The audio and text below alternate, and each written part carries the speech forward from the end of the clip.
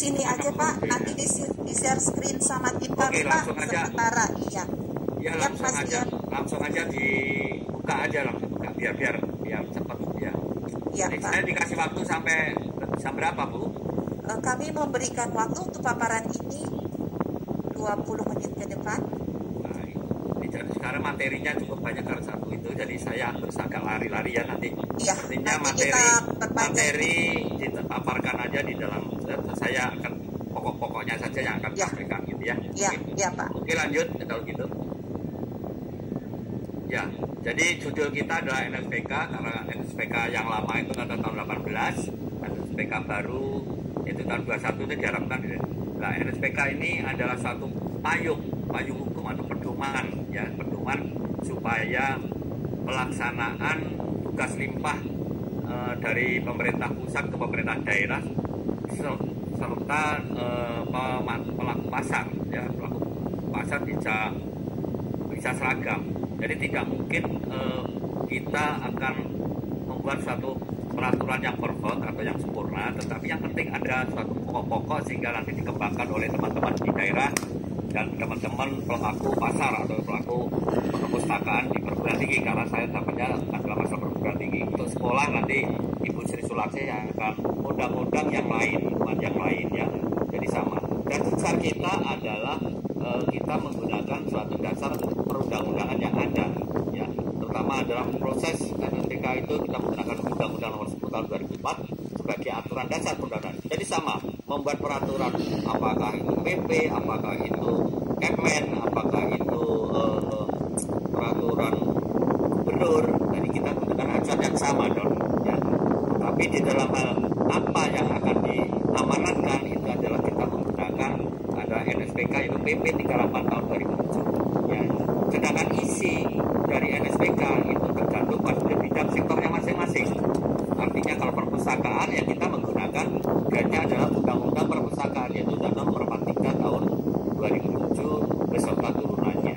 Tapi karena perpustakaan di sini ada kaitannya dengan perundang-undangan yang ada di Kementerian Pendidikan dan Kementerian Dalam Negeri, jadi kita juga mengkombinasikan antara peraturan-peraturan tentang perpustakaan yang ada di Kementerian Pendidikan dan peraturan yang ada di Kementerian. Jadi kita harus melihatnya secara utuh, bukan hanya satu aspek atau sektor. Itulah dasar dari pemikiran pembuatan NSPK ini.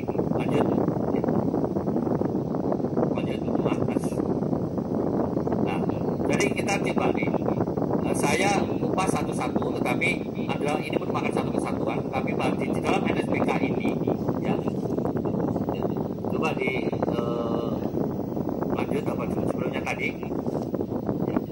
Halo sebelumnya, nah ini dulu nih ya. Jadi kita kupas dalam sini, kita melihat apa sih NSPK itu. NSPK itu adalah norma, standar, prosedur, kriteria.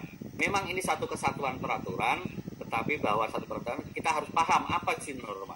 Norma itu adalah aturan dan ketentuan yang dipakai sebagai tatanan penyelenggaraan pemerintahan daerah ya. Ini kita ambil dari norma-norma aturan yang umum, jadi artinya kebiasaan, jadi tidak selalu harus tertulis, tetapi itulah norma yang biasa ya. Itu yang kita, norma yang ada di masyarakat juga kita gunakan ya. Jadi itu katakan norma, tapi tentu norma ini akan mempunyai prinsip bahwa kita akan membangun satu lingkungan yang baik. Itu tuh. Nah, standar itu acuan yang dipakai sebagai patokan. Kita menggunakan standar-standar karena kita di bidang perpustakaan. Ya standar perpustakaan lah yang akan kita pakai. Ya, standar perpustakaan. Ya.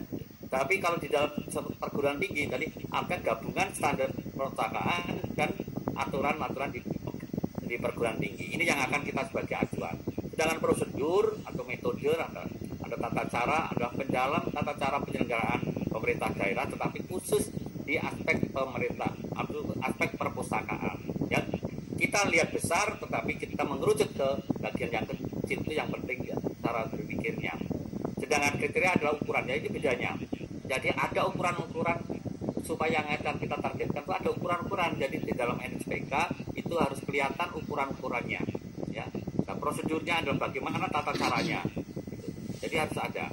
Nah, jadi tinggal kita bagaimana membangun suatu sektor kita adalah perpustakaan, khususnya di perpustakaan perguruan tinggi. Saya kira inilah tapi secara umum SPK yang ada di sekolah, perguruan tinggi atau SPK lain adalah sebagai payung supaya agar sektor itu berjalan sinergis dengan kemauan kebijakan pusat ya. Makanya karena itu supaya jalan, maka NSWK itu harus sifatnya sederhana, tidak usah rumit-rumit, yang susah, konkret, jadi jelas dan mudah diukur dan terbuka untuk semuanya ya, dan dapat dipertanggungjawabkan. Saya kira prinsip-prinsip ini nanti yang harus dilakukan oleh teman-teman semuanya di daerah ya, atau di lapangan. Silakan.